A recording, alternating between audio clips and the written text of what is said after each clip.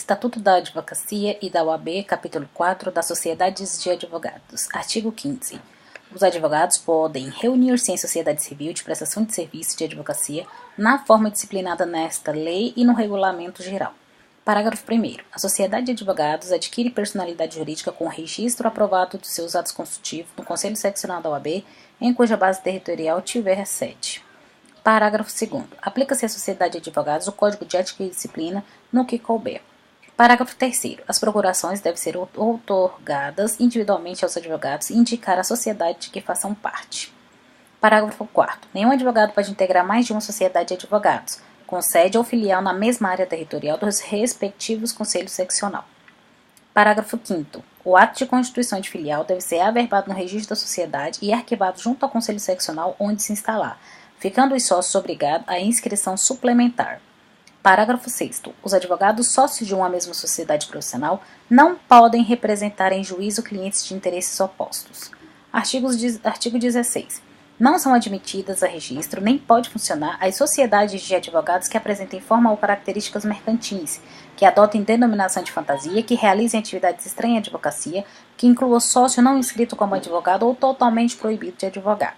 Parágrafo 1º. A razão social deve ter, obrigatoriamente, nome de pelo menos um advogado responsável pela sociedade, podendo permanecer o de sócio falecido, desde que prevista tal possibilidade no ato constitutivo.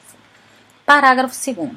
O licenciamento do sócio para exercer atividade incompatível com a advocacia em caráter temporário deve ser averbado no registro da sociedade, não alterando sua constituição. Parágrafo 3º. É proibido o registro nos cartórios de registro civil de pessoas jurídicas e nas juntas comerciais de sociedade que inclua, entre outras finalidades, as atividades de advocacia.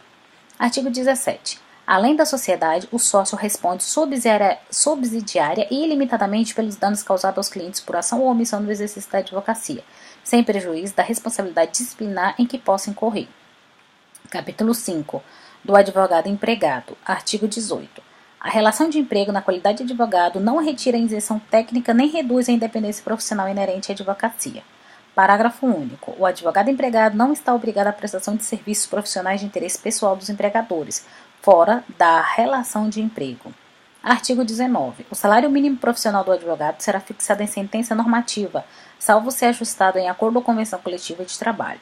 Artigo 20. A jornada de trabalho do advogado empregado no exercício da profissão não poderá exceder a duração diária de 4 horas contínuas e a de 24 horas semanais, salvo acordo ou convenção coletiva ou em caso de dedicação exclusiva.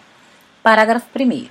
Para efeitos deste artigo, considera-se como período de trabalho o tempo em que o advogado estiver à disposição do empregador, aguardando ou executando ordens, no seu escritório ou em atividades externas, sendo-lhe reembolsadas as despesas feitas com transporte, hospedagem e alimentação. Parágrafo 2º. As horas trabalhadas que excederem a jornada normal são remuneradas por um adicional não inferior a 100% sobre o valor da hora normal, mesmo havendo contrato escrito. Parágrafo 3º. As horas trabalhadas no período das 20 horas de um dia até as 5 horas do dia seguinte são remuneradas como noturna, acrescida do adicional de 25%. Artigo 21. Nas causas em que for parte o empregador ou pessoa por este representada, os honorários de sucumbência são devidos aos advogados empregados. Parágrafo único.